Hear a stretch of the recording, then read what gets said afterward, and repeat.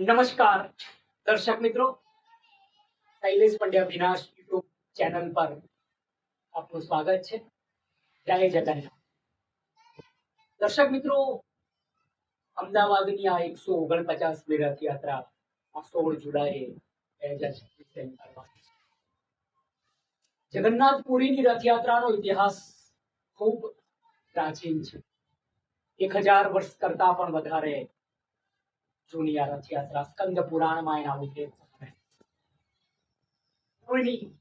જગન્નાથપુરીની રથયાત્રા. અને હવે તો ભારતના અને હિન્દુ જ્યાં જ્યાં રહે છે ત્યાં રથયાત્રાઓ નીકળે છે, જિલ્લા લેવલે, તાલુકા સ્તરે. અને મારો જગન્નાથ બલરામ ભગવાનની સાથે, બેન સુભદ્રા સાથે નગરચર્યાએ નીકળે છે.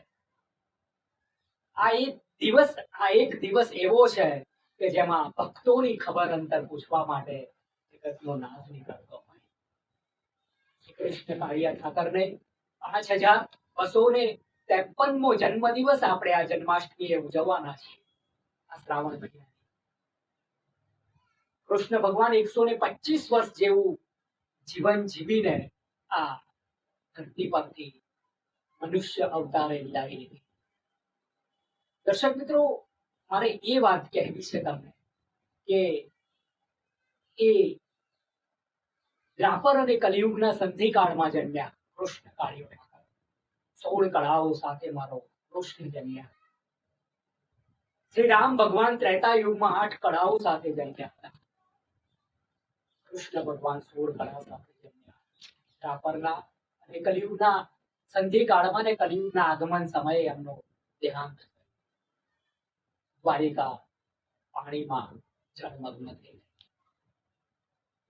દર્શક મિત્રો, આ જગન્નાથપુરીમાં એવું કહેવાય છે કે કૃષ્ણ ભગવાનનું હૃદય, મારા કાળિયા ઠાકરનું હૃદય ત્યાં ધબકે છે. જગન્નાથપુરીમાં અનેક પરચાઓ અને અનેક વાતો આપણને સાંભળવા મળે. અચ્યુતાનંદજીના 5 સખાઓએ 600 વર્ષ પહેલા ભવિષ્ય માલિકા લખી.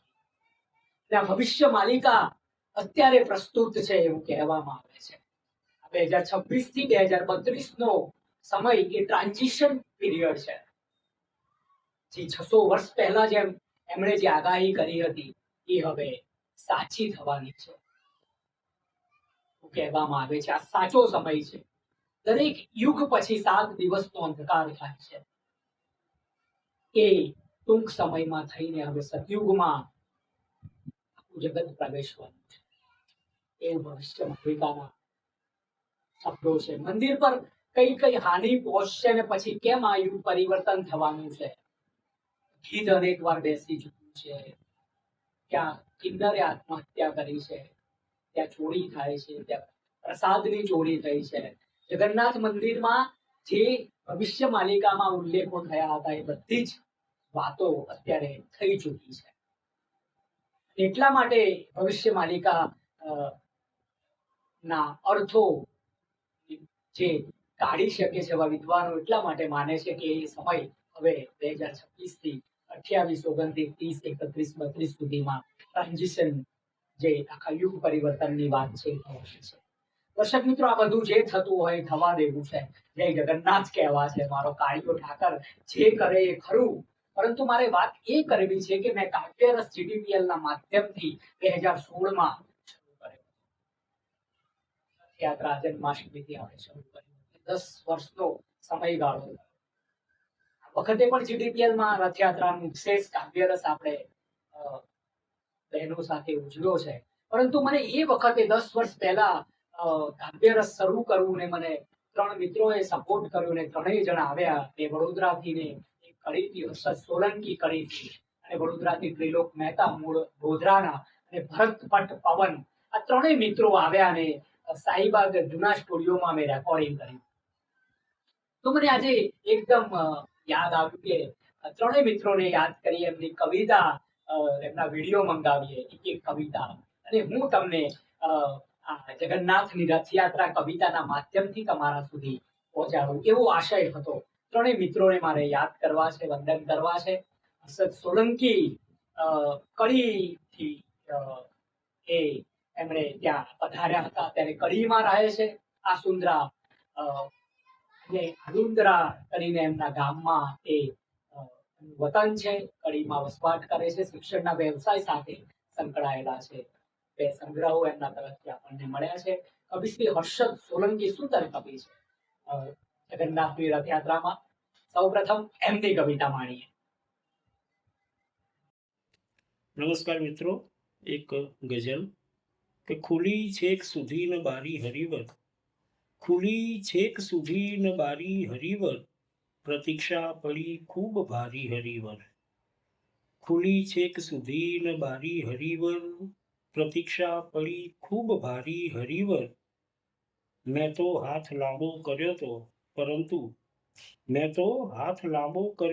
પરંતુ હતી દૂર તારી અટારી હરિવર. હું ચાલ્યા કરું તું થતો જાય છે દૂર, તું થતો જાય છે દૂર. દીધી તે સફર એક ધારી હરિવર, ને નથી વીતતી રાત વર્ષો પછીએ, નથી ખૂટતી હાડ મારી હરિવર. ને નહોતી જો ઈચ્છા ફરી આવવાની, દીધું તું વચન શું વિચારી હરિવર. ખુલી છેક સુધી ન બારી હરિવર, પ્રતીક્ષા પડી ખૂબ ભારી હરિવર. આભાર. દર્શક મિત્રો, હર્ષદ સોલંકીની કવિતાથી આપણે રસ ભરપૂર થયા છે. 2016ની રમ્ય સ્મૃતિઓ મારે આજે તાજી કરવી છે. ત્રણેયને વાત કરી કે મારો આવો વિચાર છે ને ત્રણેય કવિ મિત્રોએ બતાવી દીધો. મારી યુટ્યુબ ચેનલ પર મેં તમને ત્રણેયની એક કવિતાને આપણે વાતો કરવી છે. જય જગન્નાથ આજે રસ્તે રસ્તે નીકળીને ઘર સુધી મળવા માટે મારો જગતનો નાથ આવી રહ્યો છે. તમે વિચારો તો ખરા, આ સ્વરૂપ કયું? જગન્નાથ ભગવાન જે તમને ઘર સુધી મળવા આવ્યા છે, આ સ્વરૂપ કયું? સુંદર વાત કરે છે ત્રિલોકભાઈ પણ મારે એ અગાઉ વાત કરવી છે. પર નારદજી દ્વારિકા પહોંચી જાય છે અને નારાયણ નારાયણ નારાયણ દરવાજો ખોલે છે અને નારદજી કહે છે તમે કેટલા નસીબદાર છો કે તમારી સાથે મારો કાળિયો ઠાકર વસવાટ કરે છે, રહે છે, સદાય રહે છે. રૂકમણીજીના આત્મા આવે છે કે નારદજી તમે મજાક ના કરો, એ સદહે અમારી સાથે રહે છે, પણ એ માનસિક રીતે તો એ હંમેશા ગોકુળ વૃંદાવન એ સ્વરૂપે ભલે અમારી સાથે હોય, પણ એમનું પ્રેમ લક્ષણા ભક્તિ તો એમની ગોકુળમાં છે. આ વાત થતી હોય છે કે રોહિણીજી પધારે છે, સુભદ્રા ત્યાં આવી પહોંચે છે.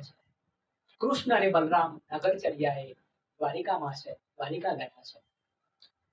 એટલે બધા જીદ કરે છે કે રોહિણીજી તમે આ ગોકુળની 11 વર્ષને 52 દિવસની લીલામાં મારા નાથ સાથે તમે હતા ગોકુળમાં, તો આ લીલાનું વર્ણન કરો માતે. રોહિણીજી દરવાજે સુભદ્રાજીને ઉભા રાખે છે. જો કૃષ્ણ ભગવાન આવશે તો આ ગોકુળની લીલામાં ડૂબી જશે. તમે જુઓ એ આવે નહીં. અને અહીં પછી રોહિણીજી એ પ્રસંગોની વાત કરે છે. કૃષ્ણના જન્મોત્સવથી લઈને એ 11 વર્ષને 52 દિવસની લીલાઓનું વર્ણન કરે છે. પ્રેમ લક્ષણા ભક્તિનું વર્ણન કરે છે. ગોપીઓની વાતો કરે છે, મા રાધાની વાતો કરે છે, ગાયોની વાતો કરે છે, વાંસળીના વાદનની વાતો કરે છે. એ રસિયો રૂપાળો રંગ રેલિયો ઘેર જાઉં, મારે માથે છે જમનાજીની તેલ રે, ઘેર જાઉં ગમતું નથી. આ ગોપીઓ ભાન કઈ રીતે ભૂલી જતા હોય છે એ વાતો કરે છે. અને બધા જ ભાન ભૂલી ગયા છે. સુભદ્રાજી પણ ભાન ભૂલી ગયા છે. અને દરવાજે કૃષ્ણ અને બલરામ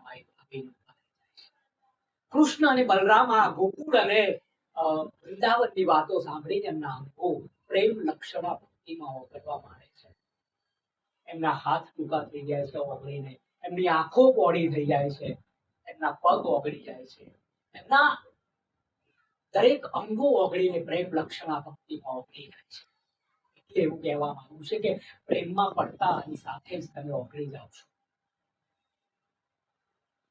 પ્રેમ એક એવી વસ્તુ છે, પ્રેમ લક્ષણા ભક્તિ જેમાં ભગવાન તમારી સાથે વળતા હોય છે ને શૂન્ય રહી જતું હોય છે. પછી તો બધા સ્વસ્થ થાય છે. પરમાત્માનું આ રૂપ જોઈને બધા પગમાં પડી જાય છે. નારદજી કહે છે, પરમાત્મા આ રૂપ કયું? કે આ જગન્નાથનું સ્વરૂપ. તમે આ સ્વરૂપે ક્યાં બિરાજવાના? બીજા પ્રશ્નના જવાબમાં મારો કાળિયો ઠાકર કહે છે કે કલિયુગમાં જગન્નાથપુરીમાં હું આ સ્વરૂપે બિરાજીશ. મારું હૃદય ત્યાં ધબકતું રહે છે. બધા પગમાં પડી જાય છે. અને જગન્નાથની રથયાત્રામાં જે આ સ્વરૂપ બિરાજે છે, જે રથમાં બિરાજે છે, એ સ્વરૂપ એટલે જગન્નાથનું સ્વરૂપ, બલરામ ભગવાનનું સ્વરૂપ, સુભદ્રાજીનું સ્વરૂપ. જે અંગો ઓગળેલા છે, 3 રથ નીકળે છે જગન્નાથપુરીમાં. દર્શક મિત્રો, આ જગન્નાથ ભગવાનને આપણે સાષ્ટાંગ દંડવત પ્રણામ કરીએ અને આપણે ત્રિલોક ભાઈને વિનંતી કરવી છે. ત્રિલોક મહેતા પણ સુંદર કવિ, એ સુંદર કવિતા કરે. એ પણ 2016 કાવ્ય રસમાં એ પધાર્યા હતા. જગન્નાથ ભગવાનને કહે છે કે તમે આવો તો મળજો, અમારા હૃદયમાં વસજો. એ ગીત ખરેખર સાંભળવા જેવું છે. વિનંતી કરીએ ત્રિલોક મહેતાને સુંદર કાવ્ય પઠન માટે. જય જગન્નાથ. આજે રથયાત્રાના પાવન પર્વે જ્યારે પ્રભુ જગન્નાથ આપણી વચ્ચે પધારી રહ્યા છે, ત્યારે પ્રભુના ચરણોમાં એક સુંદર મજાનું ગીત અર્પણ કરવાનું મન થાય. તો પ્રસ્તુત છે ગીત. ગીતના શબ્દો છે, પ્રભુ તમે જો નીકળ્યા છો તો મન મૂકીને ફરજો.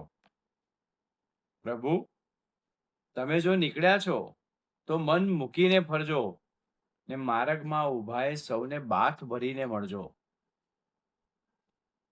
પ્રભુ તમે જો નીકળ્યા છો તો મન મૂકીને ફરજો, ને વ્રજ અને વૈકુંઠ સરીખો ઠાઠ ન આપી શકશો. વ્રજ અને વૈકુંઠ સરીખો ઠાઠ ન આપી શકશો. તમે પકડશો હાથ અમારો, તમે પકડશો હાથ અમારો તો જ અમે તો ટકશું. હે જગતના નાથ, અમારા હૈયામાં અવતરજો. પ્રભુ તમે જો નીકળ્યા છો તો મન મૂકીને ફરજો, ને માર્ગમાં ઊભાએ સૌને બાથ ભરીને મળજો. ગીતનો બીજો બંધ છે કે ગોપી જેમ અમારું અંતર કોને યાદ કરે છે. ગોપી જેમ અમારું અંતર કોને યાદ કરે છે. વાસરડી થઈને આ શ્વાસો તમને સાદ કરે છે. ગોપી જેમ અમારું અંતર કોને યાદ કરે છે. વાસરડી થઈને આ શ્વાસો તમને સાદ કરે છે. રોજ નહીં તો વર્ષે દાડે, રોજ નહીં તો વર્ષે દાડે આશ અમારી પૂરજો. પ્રભુ તમે જો નીકળ્યા છો તો મન મૂકીને ફરજો, માર્ગમાં ઊભાએ સૌને બાથ ભરીને મળજો. ને ગીતનો છેલ્લો બંધ કે વાટ જોઈ જોઈને આંખો વરસે અનરાધાર. વાટ જોઈ જોઈને આંખો વરસે અનરાધાર. અમે ડૂબેલા ભવસાગરમાં કોણ ઉતારે પાર. વાટ જોઈ જોઈને આંખો વરસે અનરાધાર. અમે ડૂબેલા ભવસાગરમાં કોણ ઉતારે પાર. છેક લગી પાણી પહોંચી ગયા પાછા ગીરી ધરજો. છેક લગી પાણી પહોંચી ગયા પાછા ગીરી ધરજો. પ્રભુ તમે જો નીકળ્યા છો તો મન મૂકીને ફરજો, ને માર્ગમાં ઊભાએ સૌને બાથ ભરીને મળજો. પ્રભુ તમે જો નીકળ્યા છો તો મન મૂકીને ફરજો. જય જગન્નાથ. ખૂબ ખૂબ આભાર ત્રિલોક મહેતાનો સુંદર કાવ્ય પઠન માટે. દર્શક મિત્રો, 11 વર્ષને 52 દિવસ ગોકુળ વૃંદાવન બરસાનામાં રહ્યા પછી મારો કાર્યો મથુરા જાય છે. અક્રૂરજી લેવા માટે આવે છે. હે જીવણજી નહીં રે જવા દઉં આજ વનમાં, રાત લડી રાખું રે હે મારા મુરલીધર મહારાજ વનમાં. રાત લડી રાખું રે હે પહેરવા 5 આંગળીએ વેઢ હાથે મની ચૂડી રે જીવણજી નહીં રે જવા દઉં જીવનમાં રાત લડી રાખું રે વનમાં રાત લડી રાખું પણ ભગવાનને પોતાનું કર્મ કરવાનું છે 11 વર્ષ ને 52 દિવસ પછી એ ફરી ક્યારે ગોકુળ વૃંદાવનમાં પરત થયા બધાને રડતા મૂકીને મથુરા જાય છે આમાં કંસનો વધ કરે છે જરાસંઘ અને શિશુપાલના ત્રાસના કારણે મથુરા છોડવું પડે છે ગુજરાતના દરિયા કિનારે દ્વારિકા નગરી વસાવે છે અહીં ફોઈના દીકરા કુંતી ફોઈના દીકરા પાંડવો માટે કુરુક્ષેત્ર ધર્મ યુદ્ધ કરે છે 70 વર્ષની આસપાસ ગીતાનું જ્ઞાન આપે છે 125 વર્ષ જીવ્યા 5253મો જન્મ દિવસ એટલે 5378 વર્ષ ટાઈમ થયો એમના વિદાય થાય એ વચ્ચે ક્યાંક ગીતાનું જ્ઞાન આપે છે એ ગીતા 5200-300 વર્ષ પહેલાના સમયમાં એ સાંપ્રત ગીતા એ અત્યારના કલિયુગના કલીના સમયમાં એ ગીતાનું જ્ઞાન અત્યારે કોઈ જ કામનું નથી હું આ ભારપૂર્વક કહું છું કલિયુગ એટલો વ્યાપી ગયો છે એ વખતે એક પરિવારમાં દેવ અને દાનવ હતા દુર્યોધન અને પાંડવ ત્યારે એક દેહમાં દેવ અને દાનવ છે માનસિક રીતે કલિયુગ એટલો પ્રસિદ્ધ થઈ ગયો છે AI નામનો રાક્ષસ તમને વળગી ચૂક્યો છે કૃષ્ણ પરમાત્મા હવે કલ્કી સ્વરૂપે આવવાના છે વંદે કલ્કી જગત 64 કળાઓ સાથે ખૂબ કપરું કામ છે વર્ષોથી એ આગાહી થયેલી છે કે મારો કલ્કી આવવાના છે હવે કલ્કીની પ્રતીક્ષામાં આખો ક્યારની રાહ જોઈ રહી છે કલ્કી આવે એ આવશે એમના માટે કૃષ્ણ જેટલું વાંસળી જેટલું એમને સમય મળવાનો નથી વાંસળી તો કૃષ્ણ એટલા માટે વગાડે છે કે સુદર્શનનો ભાર એનું ફ્રસ્ટ્રેશન એ વાંસળીમાં એના પ્રેમથી એનું બેલેન્સ થાય કૃષ્ણ બનવું એ સહેલું નથી અને કલ્કી બનવાનું પણ સહેલું નથી રહેવાનું એવું કહેવાય છે કે કલ્કી પણ માણસ અવતારે જ જન્મવાના છે એ પણ કલિયુગમાં રહેવાના છે અને પછી માણસ તરીકેના દરેક એક્સપિરિયન્સ એ અવતાર લેવાનો અવતાર એટલે શું માણસ તરીકે જન્મવું દરેક અનુભવ કરવા એવું નથી કે ઘોડા ઉપરથી અંતરિક્ષમાંથી સીધા દિવ્ય અસ્ત્ર સાથે નીચે આવી જવાના છે એવું કશું જ થવાનું નથી એ માણસ તરીકે જ જન્મવાના છે એ તમારી આસપાસ જ હોય કૃષ્ણ વખતે પણ તમે કૃષ્ણને સ્વીકારી શક્યા નહોતા અને કલ્કી વખતે પણ કદાચ આવું જ બનશે કલ્કી તમારી આસપાસ હોય અને તમે કલ્કીને ઓળખી ના શકો આ સંભવ છે કલ્કી દરેક દુઃખો ભોગવવાના છે અને પછી કલિયુગના દરેક દુઃખના દરેક અફસોસના દરેક સ્વાર્થના દરેક નીતિ નિયમોના સાક્ષી બનવાના છે ને પછી કલિયુગનો સફાયો કરવાના છે સાત ચિરંજીવીની સાથે સમગ્ર 33 કોટી દેવતાઓ એમને મદદ માટે અવતરી ચૂક્યા છે 1976 થી 99 ની વચ્ચે આ બધાના જન્મ થયા છે આ યોદ્ધાઓ જન્મ્યા છે આ યોદ્ધાઓએ ઘણું બધું ભોગવ્યું છે મા બાપની સેવા કરી છે અત્યારે દીકરા અને દીકરીની સેવાઓ કરી રહ્યા છે એટલા મહાન યોદ્ધાઓ 76 થી 99 માં પેદા થયા છે એમણે દરેક યુગ જોયો છે કાળ ટપાલથી લઈને AI સુધી એ મથી રહ્યા છે યોદ્ધાઓ જન્મ્યા છે યોદ્ધાઓ 33 કોટી દેવતાઓ કલ્કીના સપોર્ટ માટે જન્મેલા છે યુગ પરિવર્તનનો 26 થી 32 સુધીનો સમય ટ્રાન્ઝિશન પીરિયડ છે કલ્કી પથારી ચૂક્યા છે કલ્કીનો ગૃહસ્થાશ્રમ પૂરો થવામાં છે અને પછી કલ્કી એમના 64 કળાઓ સાથે એ પ્રગટીને કલિયુગનો નાશ કરે છે તમે આજુબાજુ નજર તો નાખો અવિરત ભૂકંપ થઈ રહ્યા છે અવિરત એસ્ટિંગ ને ઘણી બધી ફાઇલો થઈ રહી છે ના થવાનું બધું જ થઈ ગયું છે હવે બાળપણશાળીની યુગ તમે એવું કહેવા માંગો કે યુગ 4,32,000 વર્ષનો હોય ના એવું નથી 7,500 વર્ષ પહેલા રામ સેતુની એનું આયુષ્ય નાસાએ સાબિત કર્યું નાસા અત્યારે તમારી સાથે છુપાવે છે કે સૂર્યના વિસ્ફોટોથી કેટલું સેટેલાઇટ ને કેટલા નુકસાન થઈ રહ્યા છે.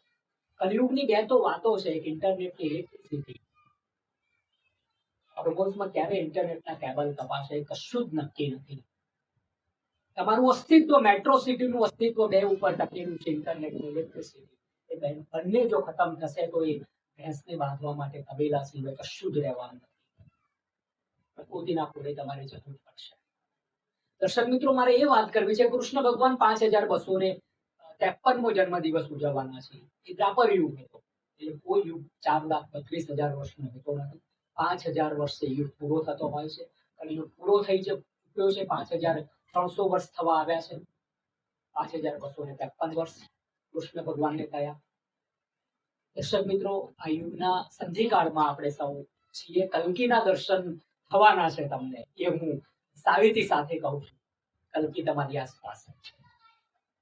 કલ્કીને ઓળખવા માટે તમે તમારા નેત્રો ખુલ્લા રાખજો. કૃષ્ણને જેવા હસતા, રમતા, ભક્તિવાળા રહેજો. શાકાહારી બનજો. માધવનું નામ તમે હૃદયમાં અને હૃદય સાથે લેતા રહેજો. ભરત ભટ્ટ પવન પણ એક સુંદર કવિ છે, મારા મનગમતા કવિ છે. એમની રજૂઆત પણ તમને સ્પર્શી જાય. એમને એ પણ 2016માં પધાર્યા હતા. ભરત ભટ્ટ પવન એ વડોદરામાં રહે છે, કલાનગરી વડોદરા. દર્શક મિત્રો, ભરતભાઈનું એક્સપ્રેશન, એમના રજૂઆત, એમની કવિતા પઠન કરવાની શૈલીથી તમે અભિભૂત થયા વગર રહી જ ના શકો. ભરત ભટ્ટ પવનને વિનંતી કરવી છે સુંદર કાવ્ય પઠન માટે. જય જગન્નાથ. હું ભરત ભટ્ટ પવન વડોદરાથી આજે રથયાત્રાની શુભેચ્છાઓ આપવા માટે આવ્યો છું. જગન્નાથજી એટલે શ્રી કૃષ્ણ, અને શ્રી કૃષ્ણ હોય તો રાધાની વાત પણ હોવાની છે. તો રાધાના ભાવનું એક ગીત આજે તમારી સામે રજૂ કરવું છે કે ગોરી રાધા શ્યામને કહે છે, અથવા પોતાની સખીને કહે છે કે શ્યામને જ પામવાની જીદમાં ને જીદમાં હું મધમીઠી વાંસળી બની જાઉં. શ્યામને જ પામવાની જીદમાં ને જીદમાં હું મધમીઠી વાંસળી બની જાઉં. શ્યામનો આ રંગ શ્યામ એવો ગમ્યો કે થયું હું થોડી શ્યામલી બની જાઉં. હું થોડી શ્યામલી બની જાઉં, મધમીઠી વાંસળી બની જાઉં. ને શ્યામ હાથ ઝાલે પછી એક એક શ્વાસ મારા સરગમ થઈ જઈને રેલાશે. કે શ્યામ હાથ ઝાલે પછી એક એક શ્વાસ મારા સરગમ થઈ જઈને રેલાશે. શ્યામ મારી આંખોમાં આંખો પરોવશે તો સપનાઓ મોરપીંછ થશે.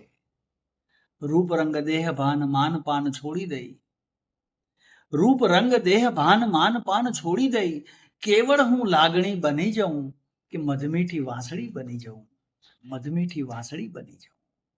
અને બીજો અને અંતિમ બનશે કે મટકી ફોડીને મને ભીંજવી હતી ત્યારે પણ મનથી ભીંજાવું ગમ્યું હતું. કે મટકી ફોડીને મને ભીંજવી હતી ત્યારે પણ મનથી ભીંજાવું ગમ્યું હતું. પાણી પાણી હું તો એવી તે થઈ ગઈ કે પાણી રે જાવું ગમ્યું હતું.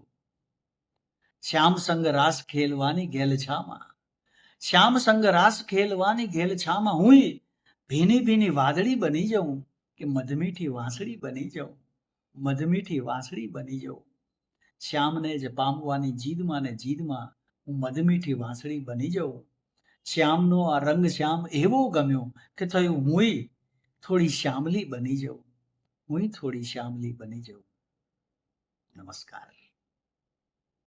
ખૂબ આભાર ભરત ભટ્ટ પવનનો સુંદર પ્રસ્તુતિ માટે. દર્શક મિત્રો, આજના કાવ્ય પાઠમાં હર્ષદ સોલંકી, ત્રિલોક મહેતા અને ભરત ભટ્ટ પવન, જે 2016ના 3 કવિઓ હતા, એમની સાથે મેં યુટ્યુબ પર જગન્નાથની રથયાત્રા કવિતા સાથે એ ટાઇટલ સાથે મેં કરી છે. આમ તો કવિતાના અનેક એપિસોડો મેં જીટીપીએલમાં કર્યા છે. અનેક કવિ કવિયત્રીઓ, 700 થી વધારે કવિ અને કવિયત્રીઓ અને યુટ્યુબ પર હું જગન્નાથનો એપિસોડ કરું એવો વિચાર આવે. મારા 3 મિત્રોને મારે યાદ કરવા હતા. શરૂઆતમાં જે પ્રથમ એપિસોડ કર્યો એટલે મેં આ કવિતાનો કાવ્યરસ તમારી સાથે રહેતો છે. કાવ્યરસ નામ પણ મેં આપ્યું. એ 10 વર્ષની સફર છે.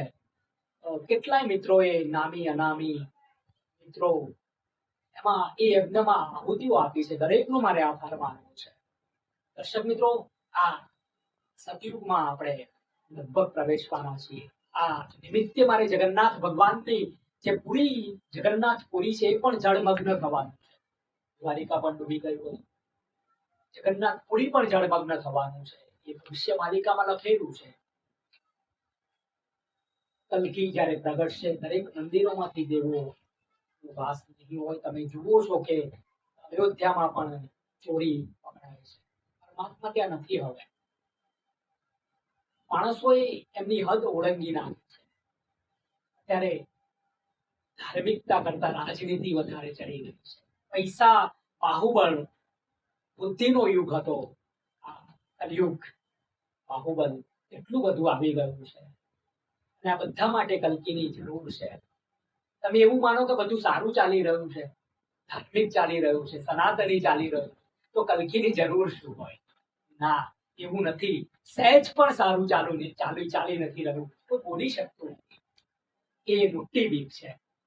દર્શક મિત્રો, આપણે જગન્નાથ ભગવાનને પ્રાર્થના કરીએ કે કલ્કી સ્વરૂપે તમે આવી ગયા તો તમારો ગૃહસ્થાશ્રમ પૂરો થાય.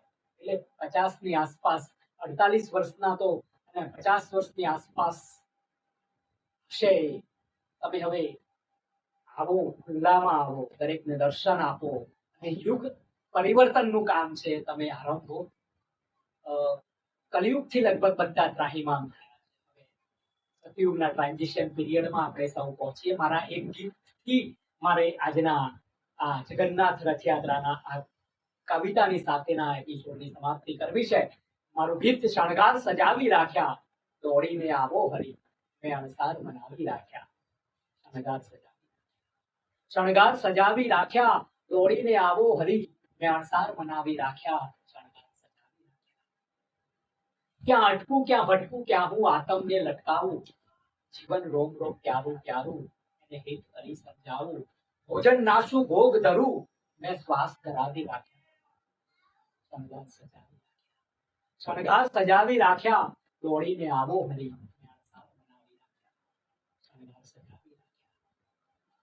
દર્શક મિત્રો, આ શણગાર સજાવીને આપણે સૌમાં છીએ. મારો કૃષ્ણ કાળિયો ઠાકર કલ્કી બનીને પ્રગટે એવી જ આશા સાથે આજના રથયાત્રાના વિશેષ કવિતાની સાથેના કાર્યક્રમ આપણે સમાપન કરીએ. જય જગન્નાથ, જય શ્રી કૃષ્ણ.